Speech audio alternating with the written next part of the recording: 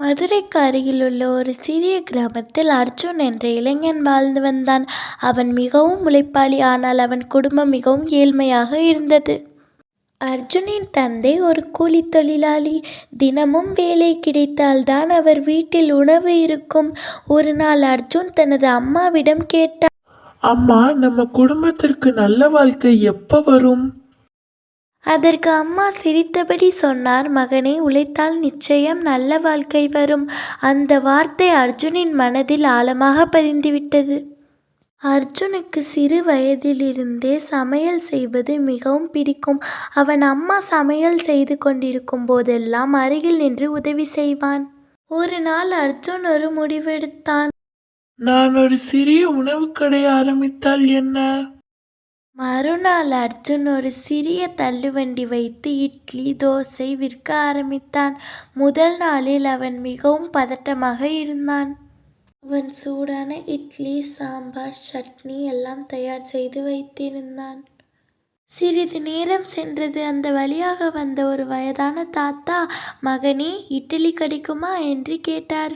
அவன் முகம் மகிழ்ச்சியால் பிரகாசித்தது. ஆமாம் தாத்தா, இதோ சூடான இட்லி என்று அன்பாக தட்டில் வைத்து கொடுத்தான். தாத்தா சாப்பிட்டு பார்த்தார். வாவ், அருமையாக இருக்கிறது என்று பாராட்டினார். அந்த வார்த்தை அர்ஜுனுக்கு பெரிய உற்சாகம் கொடுத்தது. அடுத்த நாள் மேலும் சிலர் அவன் கடைக்கு வர ஆரம்பித்தார்கள். இந்த அளவிற்கு சுவையான உணவு இந்த சிறிய கடையில் எப்படி கிடைக்கிறது என்று நம்ப முடியவில்லை. மெல்ல மெல்ல ஊரில் பேச்சு பரவியது. அதன் பிறகு தினமும் பலர் அந்த கடைக்கு வர ஆரம்பித்தனர். அர்ஜுன் மிகவும் மகிழ்ச்சியாக இருந்தான். ஆனால் அவன் ஒரு விஷயத்தை மறக்கவில்லை. அவன் எப்போதும் தனது வாடிக்கையாளர்களிடம் அன்பாக பேசுவான். ஒரு நாள் ஒரு சிறிய பையன் கடைக்கு வந்தான். அவன் மிகவும் பசியாக இருந்தான். ஆனால் அவனிடம் பணம் இல்லை. அதை பார்த்த அர்ஜுன் சிரித்தபடி சொன்னான், பணம் இல்லையா? பரவாயில்லை, முதலில் சாப்பிடு. அந்த நிகழ்வு அனைவரின் மனதையும் தொட்டது.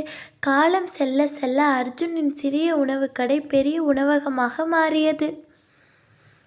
நாள் அவன் தந்தை பெருமையாக கூறினார், மகனே, உன் உழைப்பும் உன் நல்ல மனசும் தான் இவ்வளவு உயரத்திற்கு காரணம் என்று.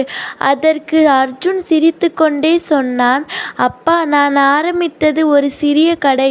அது நம் குடும்பத்தின் வாழ்வையே மாற்றிவிட்டது என்று.